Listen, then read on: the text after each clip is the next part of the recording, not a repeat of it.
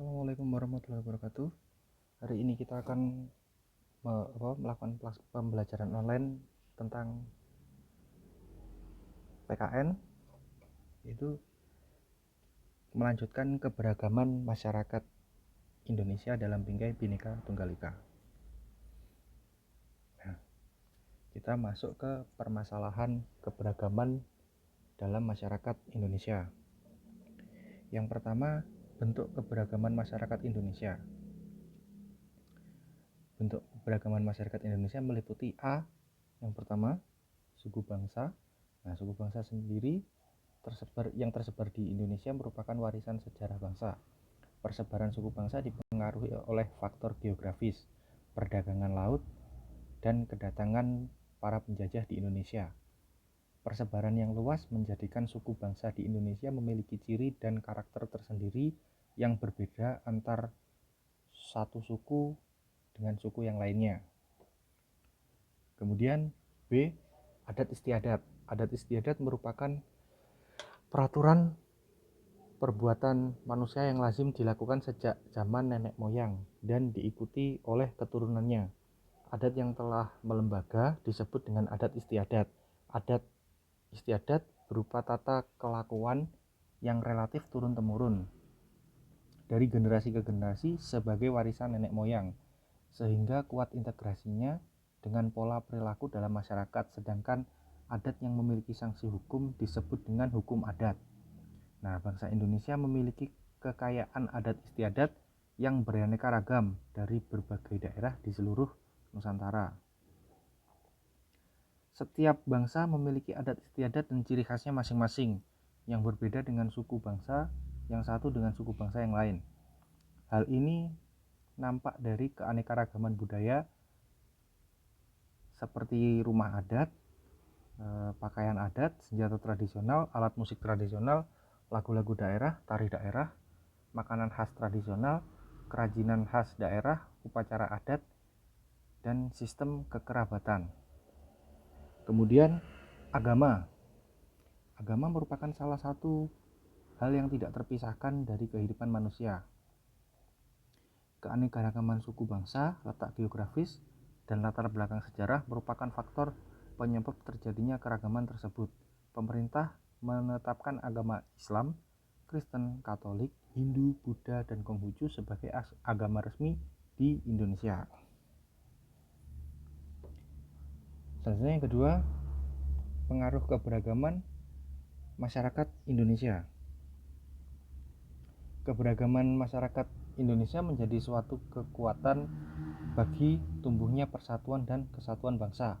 Dalam kehidupan masyarakat kita, keberagaman ini belum sepenuhnya menjadi sebuah kekuatan, tapi masih menjadi pemicu terjadinya perselisihan dalam masyarakat.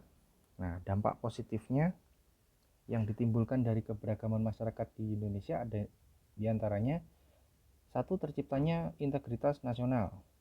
Yang kedua, menjadi sarana untuk memajukan pergaulan antar suku, agama, budaya, dan golongan. Yang ketiga, memperkaya khasanah budaya bangsa.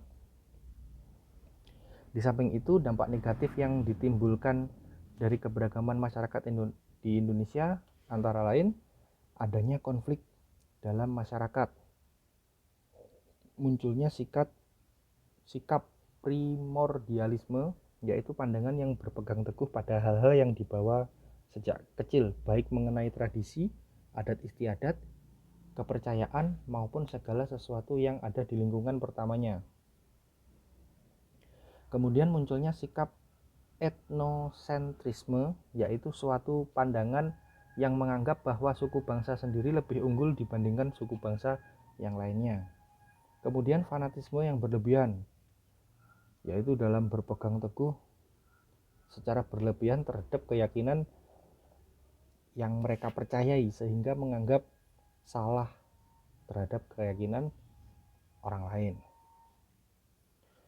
Kemudian permasalahan yang mungkin muncul dalam keberagaman masyarakat Indonesia. Keberagaman masyarakat memiliki potensi timbulnya berbagai masalah dalam masyarakat. Salah satunya karakteristik keberagaman yang ada di Indonesia? Nah, yang pertama adalah bentuk konflik pada masyarakat Indonesia. Konflik dalam masyarakat dapat dikelompokkan berdasarkan tingkatannya, yaitu konflik ideologi, konflik politik, dan juga konflik politik. Konflik ideologi terjadi karena perbedaan ideologi dalam masyarakat. Contoh konflik ideologi adalah peristiwa G30 SPKI yang merupakan penolakan bangsa Indonesia terhadap ideologi komunis. Adapun konflik politik merupakan pertentangan yang disebabkan perbedaan kepentingan dalam memperoleh kekuasaan atau merumuskan kebijakan pemerintah. Contoh nyata konflik politik antara lain bentrokan akibat proses pemilihan umum, bentrokan menolak kebijakan pemerintah, atau menuntut sesuatu. Berdasarkan jenisnya, terdapat konflik antar suku, antar agama, antar ras, dan konflik antar golongan. Berikut ya uraian konflik berdasarkan jenisnya. Nah, kalau konflik antar suku yaitu pertentangan antar suku dengan suku yang lain. Perbedaan suku seringkali menyebabkan perbedaan adat istiadat, budaya, sistem kekerabatan, dan norma sosial dalam masyarakat.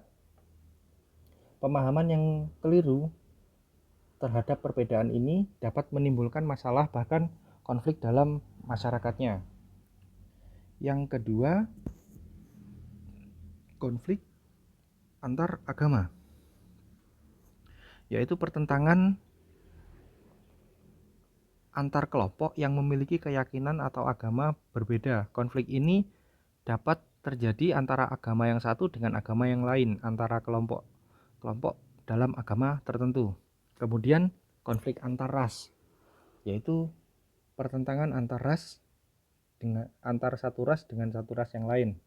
Pertentangan ini dapat disebabkan karena sikap rasialisme, yaitu memperlakukan orang secara berbeda-beda berdasarkan ras. Kemudian konflik antar golongan, yaitu pertentangan antara kelompok atau golongan dalam masyarakat.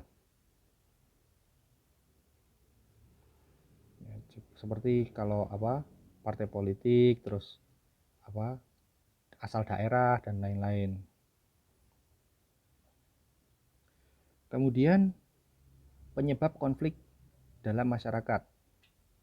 Nah, gejala yang menunjukkan adanya konflik sosial dalam masyarakat antara lain sebagai berikut. Tidak adanya persamaan pandangan antar kelompok seperti perbedaan tujuan, cara melakukan sesuatu, dan sebagainya. Kemudian norma-norma sosial tidak berfungsi baik dalam sebagai alat mencapai tujuan. Adanya pertentangan norma-norma dalam masyarakat sehingga menimbulkan kebingungan bagi masyarakat. Sanksi terhadap pelanggar ras atas norma tidak tegas atau lemah, tindakan anggota masyarakat tidak sesuai dengan norma yang berlaku. Terjadi proses disosiatif, yaitu proses yang mengarah pada persaingan yang tidak sehat, tindakan kontroversial, dan pertentangan atau konflik. Adapun beberapa gejala dalam masyarakat yang memiliki potensi menjadi penyebab konflik sosial antara lain sebagai berikut. 1. Gejala menguatnya etnosentrisme. Kelompok etnosentrisme memiliki arti perasaan